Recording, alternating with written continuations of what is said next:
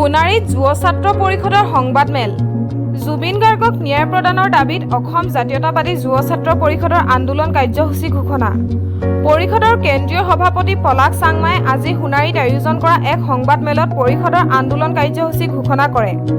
অহা 19 অক্টোবৰ তাৰিখে ৰাজ্যজুৰি অনুষ্ঠিত কৰিব অনশন কাৰ্যসূচী। জুবিন গাৰ্গৰ মৃত্যুৰ তদন্ত শীঘ্ৰে সম্পন্ন কৰি ঘটনাটোৰ সৈতে জড়িত প্ৰত্যেকজন অপৰাধীক শীঘ্ৰে কঠোৰ শাস্তি প্ৰদানৰ দাবীত গ্ৰহণ কৰা হ'ব এই প্ৰতিবাদী কাৰ্যসূচী। আনহাতে এই পৰ্যন্ত ছিংগাপুৰৰ যিসকল অভিযুক্ত SITৰ ওচৰত হাজিৰ হোৱা নাই তেওঁলোকক নিৰ্দিষ্ট তাৰিখৰ ভিতৰত হাজিৰ হ'বলৈ চৰকাৰে নিৰ্দেশ দি ইয়াৰ অন্যথা গ্ৰেপ্তাৰ কৰিবলৈ দাবী যুৱ ছাত্ৰৰ। ইফালে 16 আৰু 17 অক্টোবৰত জুবিন গাৰ্গৰ ন্যায়ৰ দাবীত যুৱ ছাত্ৰ পৰিষদৰ কৰ্মকৰ্তাই ব্যক্তিগত আৰু বাণিজ্যিক যান-বাহনত জুবিন গাৰ্গৰ প্ৰতিচ্ছবিসহ পোষ্টাৰিং কৰিব।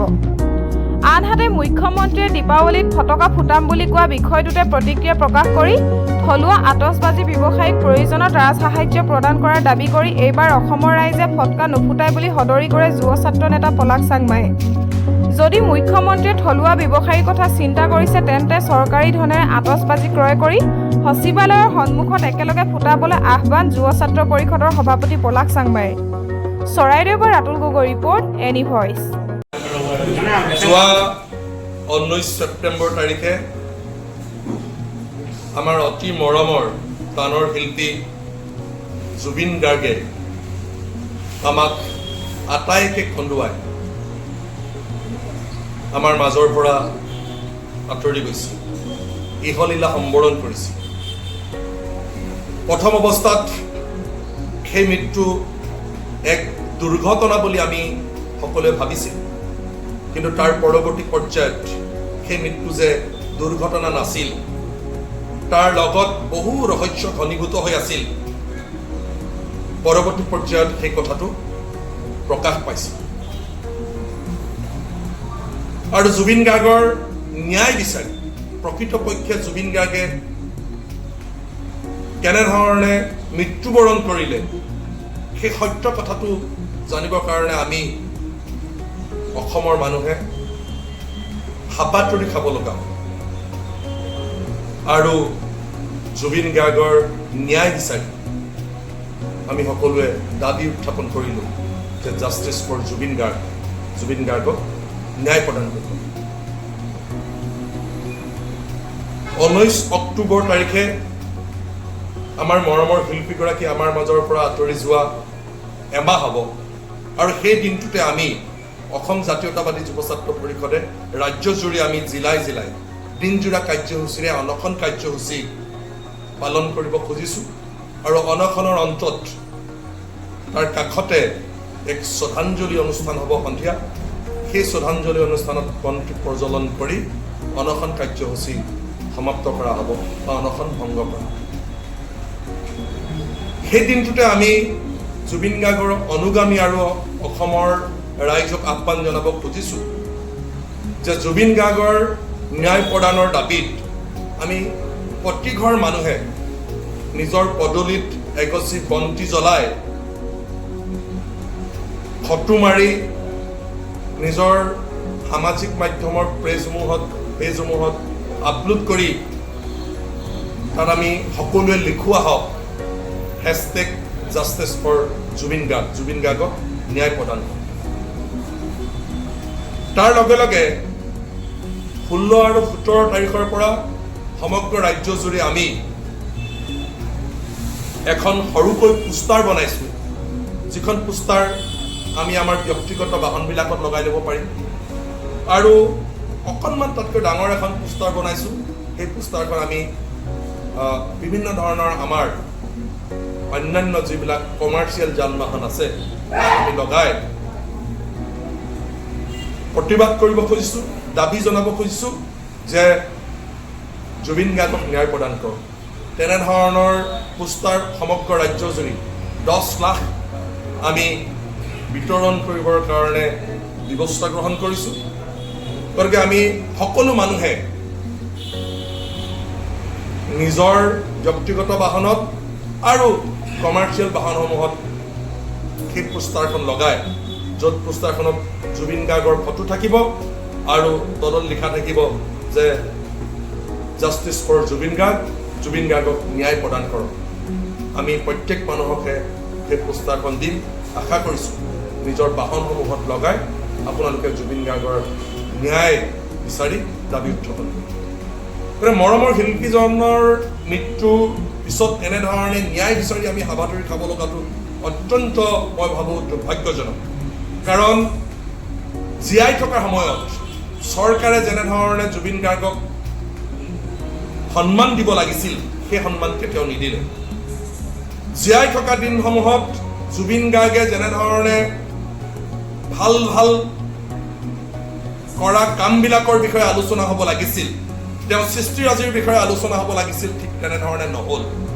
৩৮,০০০ গীত গালে আৰু নিজেও ৭ৰ পৰা ৮,০০০ গীত তেওঁ নিজে ৰচনা কৰিছিল।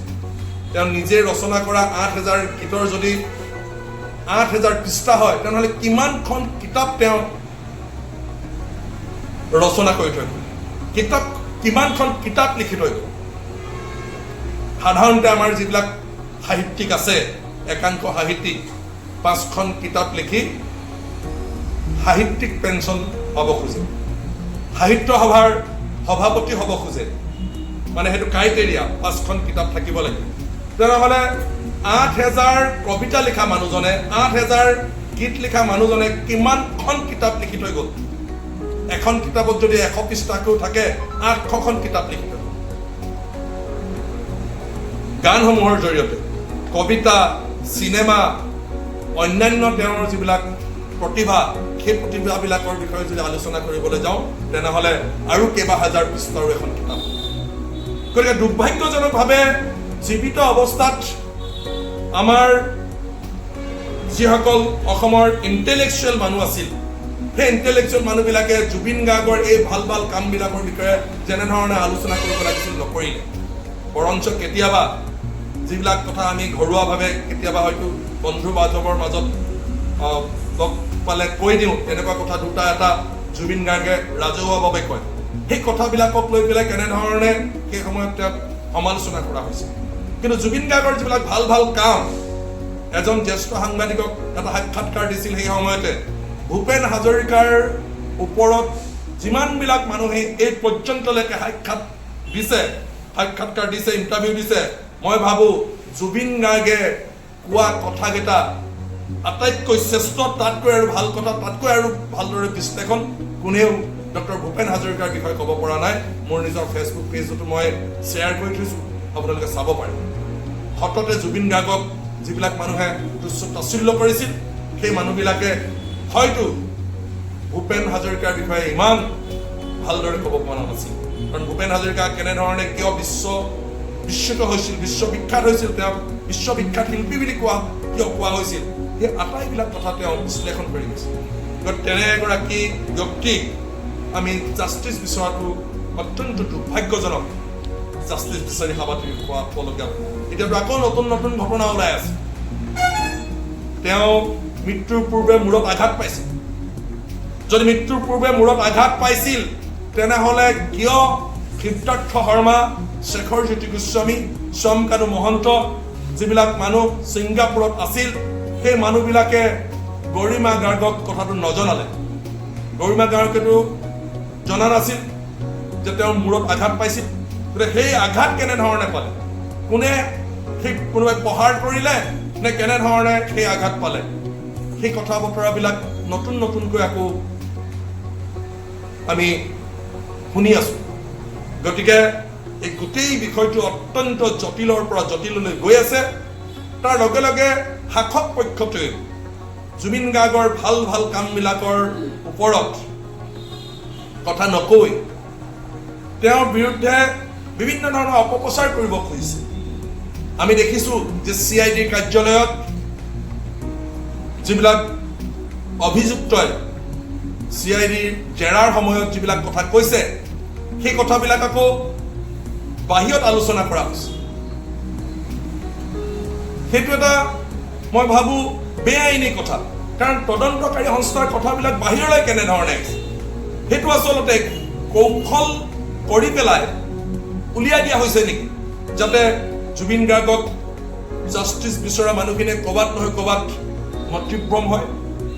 সেইটো কৰাটো মই ভাবোঁ কেতিয়াও উচিত নহয় কাৰণ ৰাজনৈতিক দলবিলাকে যিটো কথা কৈ পেলাই ইমান দিনে ৰাজনীতি কৰি আহিছিল তেওঁলোকে কি কৰে তেওঁলোকে কয় জাত পাতৰ ৰাজনীতি কৰিব খোজে ধৰ্মক লৈ পেলাই ৰাজনীতি কৰিব খোজে সম্প্ৰদায়ক লৈ পেলাই ৰাজনীতি কৰিব খোজে তেনেধৰণে ৰাজনীতি কৰিব বিচৰা ৰাজনৈতিক দলবিলাকক একেবাৰে জুবিন গাৰ্গে শেষ কৰি থৈ গ'ল গতিকে জুবিন গাৰ্গৰ সেই আদৰ্শটো যদি এতিয়া আকৌ চলি থাকে তেনেধৰণে চলি থাকিলে তেওঁলোকৰ সান্দহ খোৱা বাতি তল যাব বুলি ভবা হৈছে গতিকে জুবিন গাৰ্গৰ সেই আদৰ্শ জুবিন গাৰ্গৰ চিন্তা চৰ্চা জুবিন গাৰ্গৰ সৃষ্টিৰাজিক ক'ৰবাত নহয় ক'ৰবাত তলত ৰাখিবৰ কাৰণে তেওঁলোকে বিভিন্ন ধৰণৰ টুলুঙা কথা কৈছে এই দিনকেইটাত আপোনালোকে দেখিছে গতিকে মই ভাবোঁ যে যিমানেই টুলুঙা কথা নকওক কিয় জুবিন গাৰ্গ নামৰ সত্তাটোৱে অসমৰ মানুহক যিখিনি দি গ'ল সেইখিনি কেতিয়াও আপোনালোকে এনেধৰণে টুলুঙা কথা কৈ নাইকিয়া কৰিব নোৱাৰে এতিয়া আমাৰ এটাই কথা জুবিন গাৰ্গক ন্যায় প্ৰদান কৰক আৰু দোষীক কঠোৰ শাস্তি প্ৰদান কৰক